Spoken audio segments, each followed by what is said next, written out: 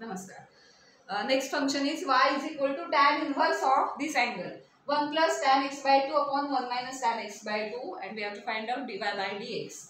If we directly use formula of tan inverse, then angle is this. So derivative will be 1 upon 1 plus and this bracket square, because this is angle. 1 upon 1 plus x square is the formula. So 1 upon this bracket square, 1 plus this bracket square. एवढा lengthy येईल आणि ते simplify करायचं. So आपण direct नाही घेणार, tan inverse of tan असं असेल तर कंपोजिट फंक्शन मध्ये ते कॅन्सल होऊन आयडेंटिटी फंक्शन होतं, म्हणजे ते निघून जातं आणि फक्त अँगल राहतो. आपल्याला माहिती आहे की tan inverse of tan x असं असेल तर टॅन इनवर्स अँड टॅन हे कंपोजिट फंक्शन झाल्यावर एकमेकांना इनवर्स फंक्शन असल्यामुळे कॅन्सल आउट होतात आणि फक्त अँगल तिथे राहतो आणि मग तेवढं राहिलं तर आपल्याला सिम्प्लिफाय करून डेरिव्हेटिव्ह काढायला सोपं पडेल. सो फक्त अँगल राहिला तर आपल्याला y सिम्प्लिफाय झाला तर y चा डायरेक्ट डेरिव्हेटिव्ह आपण नंतर काढू शकतो. या स्टेपला direct y is equal to tan inverse of this असताना y डॅश काढायला जायचं नाही. आधी याच्यासाठी काही फॉर्म्युला अप्लाय होतोय का आणि ह्याचं टॅन मध्ये काही कन्वर्जन होतंय का चेक करूया. सो हा फॉर्म्युला कशासारखा तरी दिसतोय, टॅनच्याच कुठल्या तरी ॲडिशन ऑफ अँगलच्या फॉर्म्युल्यासारखा आहे. म्हणजेच काय की तुम्हाला आठवत असेल तर tan of A plus b चा फॉर्म्युला कसा होता, टॅन ए प्लस बी,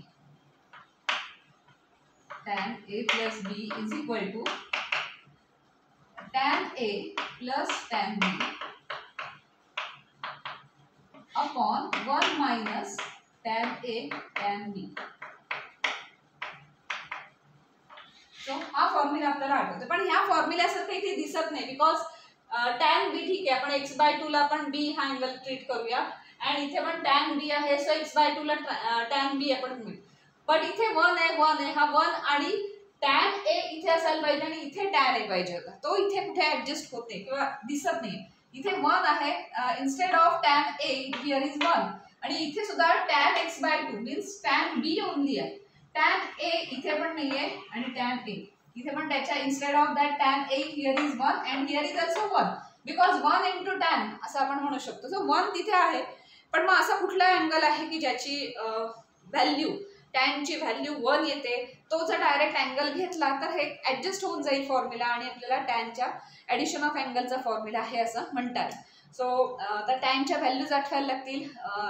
कुठल्या टॅनच्या व्हॅल्यूला आन्सर 1 येतं तर आठवत असेल तर tan 45 is equal to 1. 45 in the form of pi लिहायचं असेल तर tan pi by 4 is equal to 1. ही व्हॅल्यू माहिती आहे आपल्याला, tan pi by 4 is equal to 1.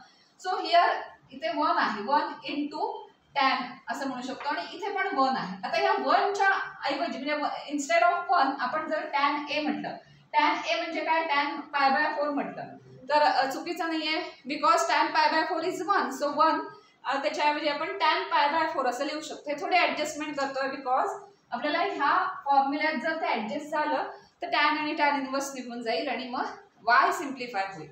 Therefore आपण इथे 1 आणि इथे 1 आहे, थोडीशी ऍडजस्टमेंट काही वेळेला करावी लागते पुढचं सिम्प्लिफाय होण्यासाठी. So that implies y is equal to tan inverse of 1, त्याच्याऐवजी आपण लिहिणार टॅन 45. आपण लिहिताना पायच्या ह्याच्यात लिहायचं, पायच्या फॉर्म मध्ये.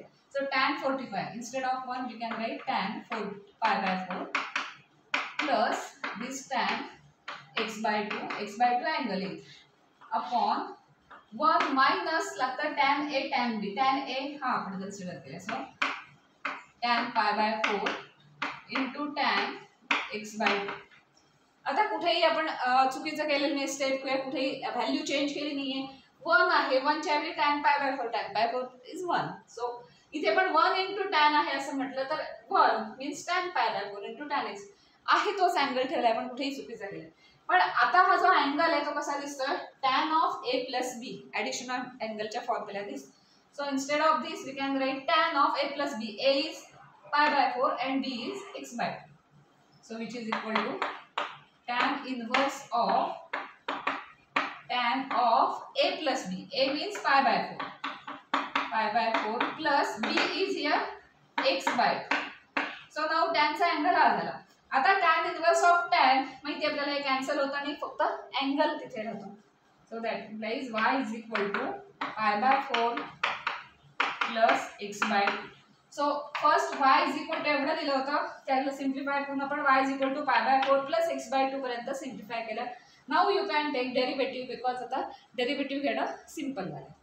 Therefore dy/dx is equal to, आता याचं dy/dx काढायचं, मध्ये ऍडिशन साइन आहे, so separately dy/dx of this plus dy/dx of this करू शकतो.